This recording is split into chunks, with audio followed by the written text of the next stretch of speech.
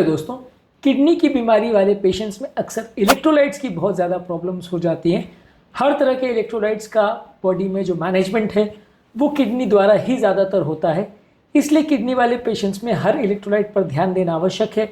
हर electrolyte की levels को monitor करना आवश्यक है, क्योंकि किसी भी इलेक्ट्रोलाइट की अगर बॉडी में कमी हो या ज़्यादा हो, दोनों ही जानलेवा हो सकते हैं। इलेक्ट्रोलाइट बेसिकली शरीर का एक तरह का नमक है। जैसे सोडियम नमक है, वैसे हर इलेक्ट्रोलाइट एक अलग तरह का आयन होता है जो बॉडी में अलग अलग फंक्शंस करता है। किडनी वाले पेशेंट्स में ज़्यादातर पोटाशियम और कैल्शियम का सबसे ज़्यादा प्रॉब्लम होता है, फॉस्फोरस का भी प्रॉब्लम होता है, लेकिन साथ में सोडियम और बाकी आयंस का भी थोड़ा सा दिक्कत रहता है, मैग्नीशियम का भी दिक्कत रहता है। तो ये सारी ही चीज़ों पर आज हम बात करेंगे। क्या किडनी की पेशेंट्स में कारण होते हैं जिसकी वजह से ये सारे आयंस में गड़बड़ होती है और इसके क्या क्लिनिकल इम्प्लीकेशंस हैं। टॉपिक पर जाने से पहले जो लोग हमारे चैनल पर नए हैं उन्हें रिक्वेस्ट करूँगा कि चैनल को सब्सक्राइब करें, वीडियोस को लाइक करें, शेयर करें, फॉलो करें, कमेंट करें, पूरा देखें।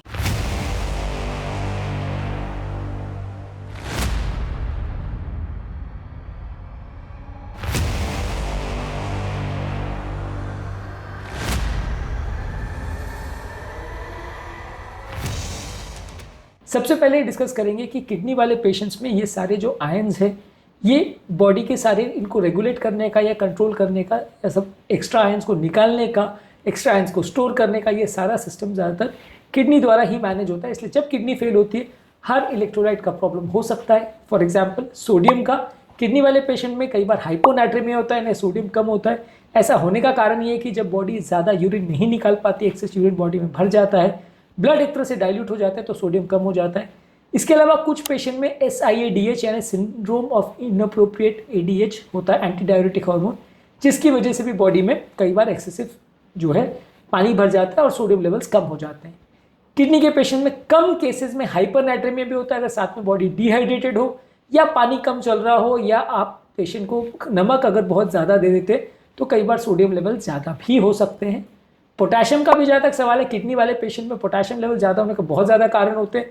ज़्यादातर कई बार पेशेंट्स को अगर किडनी फेल हो जाती है तो पोटाशियम लेवल ज़्यादा बढ़ने लगते हैं, क्योंकि किडनी नॉर्मली पोटाशियम को निकालने का काम करती है। साथ में अगर कुछ ऐसी मेडिसिन चल रही हो जैसे ACE इनहिबिटर्स और पोटाशियम स्पेयरिंग डायरेटिक्स या कुछ डाइटरी फैक्टर्स का भी रोल हो तो पोटाशियम लेवल ज़्यादा हो सकते हैं। लो पोटाशियम लेवल किडनी वाले पेशेंट में हो सकता है ज़्यादातर वो पेशेंट में अगर आप कुछ ऐसी मेडिसिन दे रहे हो जिससे पोटाशियम कम हो, या डाइटरी इंटेक पेशेंट का कम हो, या पेशाब बढ़ाने वाली दवा दे रहे हो, या पेशेंट का डायलिसिस में ज़्यादा पोटाशियम निकाल दिया हो, तो हाइपोकैलेमिया हो सकता है। इसके अलावा कैल्शियम मेटाबॉलिज्म की बात करें तो हाइपो और हाइपर कैल्सीमिया दोनों ही हो सकता है। किडनी वाले पेशेंट में हाइपर कैल्सीमिया इसलिए होता है क्योंकि कई बार किडनी जो कैल्शियम निकालती है वो कंपैरेटिवली कम हो जाता है, तो बॉडी में कैल्शियम भर जाता है। इसके अलावा किडनी वाले पेशेंट में सेकेंडरी हाइपर पैराथायरॉयडिज्म होता है, जिसमें पैराथायरॉयड हार्मोन बढ़ जाता है और हड्डियों में से कैल्शियम निकलने लगता है, जिससे कैल्शियम ब्लड में ज़्यादा रहता है। इसी तरह से किडनी वाले पेशेंट में लो कैल्शियम भी हो सकता है, जो कि किडनी वाले पेशेंट में विटामिन D की कमी होती है और ये नॉर्मली इंटेस्टाइन से कैल्शियम अब्जॉर्ब करने का काम करता है। जब कैल्शियम की कमी हो जाती है तो हाइपोकैल्सीमिया भी देखने को मिलता है, और हाइपोकैल्सीमिया वाले केसेस में कई बार इसके वजह से भी सेकेंडरी हाइपोपैराथायरॉयडिज्म होता है, पैराथायरॉयड हार्मोन बढ़ जाता है और इसकी वजह से और ज़्यादा आपकी हड्डियाँ वीक हो जाती है। कैल्शियम लेवल्स तो फिर भी ठीक आ जाएगा, हड्डियाँ इसमें कमज़ोर हो जाती हैं। इसके अलावा किडनी वाले पेशेंट में हाइपरफॉस्फेटेमिया ज़्यादा कॉमन है। नॉर्मली फॉस्फोरस लेवल्स को किडनी मेंटेन करती है, ज़्यादा एक्सेसिव फॉस्फोरस को निकालने का काम करती है।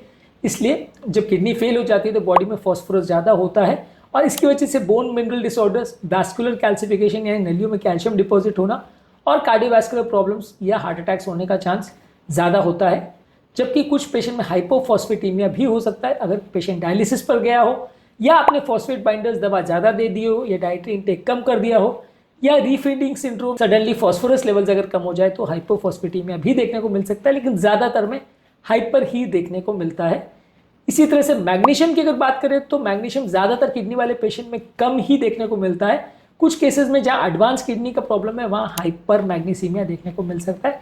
ज़्यादातर किडनी वाले पेशेंट में मैग्नीशियम कम ही होता है, ज़्यादातर वो डाइटरी इंटेक या रीनल लॉस की वजह से होता है, या रीनल जो रीअब्जॉर्ब करने की कैपेसिटी है वो कम होने की वजह से होता है, या कई बार GI सिस्टम में यानी पेट में भी मैग्नीशियम का लॉस होता है। इसकी वजह से हाइपोमैग्नीशियमिया ज़्यादा देखने को मिलता है, जिसकी वजह से कार्डियोवैस्कुलर प्रॉब्लम्स, मसल वीकनेस और ब्रेन रिलेटेड प्रॉब्लम्स ज़्यादा देखने को मिलते हैं। इसके अलावा क्लोराइड लेवल्स ज़्यादातर किडनी वाले पेशेंट में नॉर्मली मेंटेन रहते हैं। अगर कोई और इलेक्ट्रोलाइट कमी ज़्यादा हो तो ये क्लोराइड लेवल को अफेक्ट कर सकता है, अदरवाइज क्लोराइड लेवल ज़्यादातर किडनी पेशेंट में मेंटेन रहता है। अब ये इलेक्ट्रोलाइट लेवल्स का इंपॉर्टेंस क्या है, ये हर सिस्टम को अफेक्ट करते हैं। यदि हार्ट को अफेक्ट करते हैं तो रिदम डिसऑर्डर्स हो सकते हैं, हार्ट अटैक आ सकता है, कार्डियक अरेस्ट हो सकता है, ब्लड प्रेशर अफेक्ट हो सकता है, हार्ट का फंक्शनिंग कॉम्प्रोमाइज हो सकता है। ब्रेन को अफेक्ट करे तो मसल पैरालिसिस या मसल वीकनेस हो सकता है, एपिलेप्सी हो सकती है। हड्डियों को अफेक्ट करे तो हड्डियों में कैल्शियम ज़्यादा जमा होना या कम जमा होना, दोनों प्रॉब्लम हो सकती है, जिससे वजह से दोनों में ही हड्डियाँ कमज़ोर हो जाती हैं। और एसिड बेस बैलेंस को भी गड़बड़ करता है। ये सारे इलेक्ट्रोलाइट्स का बहुत ज़्यादा रोल है। अगर ज़रा भी कम ज़्यादा हो तो ये प्राणघातक हो सकते हैं। मैनेज कैसे किया जाए, सारे इलेक्ट्रोलाइट्स को रेगुलरली मैनेज और मेंटेन करना, उनकी मॉनिटरिंग करते रहना ज़रूरी है। डाइटरी इंटेक में चीज़ों पर ध्यान देने की आवश्यकता है कि किस चीज़ में फॉस्फोरस ज़्यादा है, किस में पोटेशियम ज़्यादा है, किस में कैल्शियम ज़्यादा है, किस में मैग्नीशियम ज़्यादा है। ये सारी चीज़ों का विशेष ध्यान देने की ज़रूरत है, नहीं तो ज़रा भी डाइट में अगर गड़बड़ हो तो किडनी पेशेंट में दिक्कत हो जाती है। इसके अलावा आप रेगुलरली इलेक्ट्रोलाइट लेवल्स को जो मॉनिटर करते हैं, अगर कोई उसमें अगर गड़बड़ मिलती है तो सप्लीमेंट देने की ज़रूरत है। अगर कोई मेडिसिन आप ऐसी दे रहे हैं जो इलेक्ट्रोलाइट्स को अफेक्ट करती है, जैसे डायूरेटिक्स और फॉस्फेट बाइंडर्स, तो ये मॉनिटरिंग ज़्यादा होनी चाहिए। डायलिसिस के दौरान भी आपको विशेष ध्यान देने की जरूरत है, क्योंकि डायलिसिस के दौरान भी कई बार इलेक्ट्रोलाइट ज़्यादा गड़बड़ हो जाते हैं, या अगर गड़बड़ है तो आप उसे करेक्ट कर सकते हो। तो डायलिसिस दोनों तरह से आपको उसके पहले और बाद में इलेक्ट्रोलाइट लेवल को मॉनिटर करना आवश्यक है।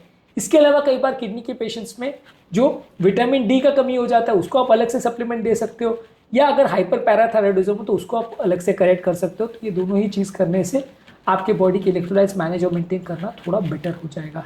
तो moral of the story is कि किडनी वाले पेशेंट में इलेक्ट्रोलाइट्स मैनेज करना अपने आप में बड़ा मुश्किल इशू है। यदि सही तरह से मैनेज ना किया जाए तो अक्सर काफ़ी तरह की प्रॉब्लम्स देखने को मिलती है। सही इलेक्ट्रोलाइट्स को रेगुलर मॉनिटर करना और लाइफ लॉन्ग मॉनिटर करना किडनी पेशेंट्स के लिए अनिवार्य है, नहीं तो जान जाने का चांस बढ़ सकता है। उम्मीद करूंगा कि आज के टॉपिक में कुछ नया जानने को मिला होगा। जो लोग हमारे चैनल पर नए हैं उन्हें रिक्वेस्ट करूँगा कि चैनल को सब्सक्राइब करें, वीडियोज़ को लाइक करें, शेयर करें, फॉलो करें, कमेंट करें, पूरा देखें।